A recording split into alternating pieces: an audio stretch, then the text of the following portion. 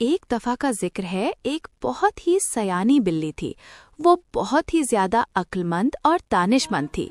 उसकी शादी एक बिल्ले से हो चुकी थी और वो अपने घर में बहुत ही दिमाग वाली बिल्ली थी। वो अपने घर के सारे काम खुद करती थी, यहाँ तक कि वो खाना भी बनाती और अपने शौहर को खिलाती। घर के सारे कपड़े धोती, पौधे भी रखे हुए थे उनका भी ख्याल रखती और उनमें पानी डालती। घर की सफाई, कपड़े इस्त्री करना, सब काम वो अकेले करती थी, जबकि उसका शौहर या तो सोता रहता था या फिर टीवी देखता रहता था। बिल्ली याद करती है कि जब उसकी बिल्ले से शादी हुई थी तो वो कितना एंजॉय करते थे।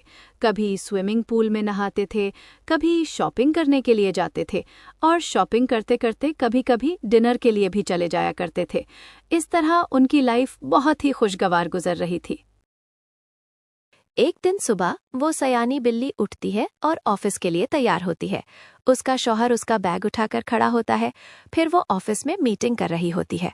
मीटिंग के दौरान वो सोचती है कि आज मैं जल्दी घर चली जाती हूँ। वो अपनी गाड़ी निकालकर घर की तरफ रवाना हो जाती है। घर के नीचे जो पार्क था वहाँ वो देखती है कि उसका शौहर किसी और बिल्ली के साथ बैठा हुआ है। पहले तो वो उसको पकड़ता है, अपने पास लाता है और उसके साथ डांस करने लगता है, लेकिन बिल्ली को फिर भी थोड़ा शक होता है। अगले दिन फिर ऐसा ही होता है। बिल्ली छुपके से देखती है लेकिन वो दोनों मुंह बना लेते हैं। तीसरे दिन भी जब वो उन्हें छुपकर रोमांस करते देखती है तो उसका दिल टूट जाता है और वो रोने लग जाती है। वो वहां से नाराज होकर अपने घर आ जाती है। जब वो बिल्ली घर वापस आती है, दरवाजे के पास खड़ी होती है। वो देखती है घर में तो मेहमान आए हुए हैं। उस वक्त तो वो कोई बात नहीं करती। जब बिल्ला शौहर घर वापस आता है तो वो उसे मनाने की कोशिश करता है, लेकिन उनकी लड़ाई हो जाती है और बिल्ली उसे घर से निकल जाने को कह देती है। बिल्ला अपना सामान उठाकर रेलवे से नाराज होकर घर छोड़कर चला जाता है, लेकिन जब वो स्टेशन पर बैठा रो रहा होता है तब वो देखता है कि दूर से बिल्ली अपने पापा के साथ आ रही है। बिल्ला रेलवे स्टेशन पर बैठकर रो रहा होता है। तभी अचानक बिल्ली और उसके पापा वहां पहुंचते हैं।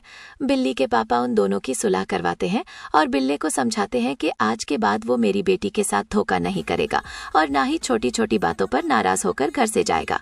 इस तरह उन दोनों की नाराजगी खत्म हो जाती है। वे गले मिलते हैं और खुशहाल जिंदगी गुजारने लगते हैं। इस कहानी से हमें ये सबक मिलता है कि कभी भी अपनी बीवी को धोखा नहीं देना चाहिए और आपसी मनमुटाव को सुलझा लेना चाहिए।